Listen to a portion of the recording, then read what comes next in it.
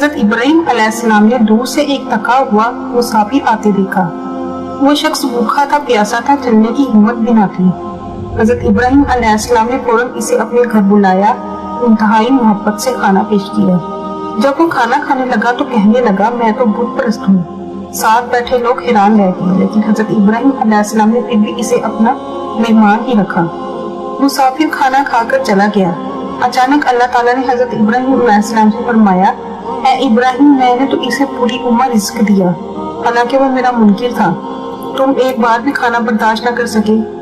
حضرت ابراہیم یہ سن کر رونے لگے اور فوراً بھاگتے ہوئے اس مسافر کے پیچھے گئے اور اسے دوبارہ واپس بلایا، بڑی نرمی سے اور محبت سے۔ مسافر حیران ہوا اور بولا، ابھی تو آپ نے مجھے چھوڑ دیا تھا، اب کیوں بلا رہے ہو؟ حضرت ابراہیم علیہ السلام نے فرمایا، میرے رب نے مجھے سکھایا ہے کہ کسی کو رزق سے محروم نہ کرو، چاہے وہ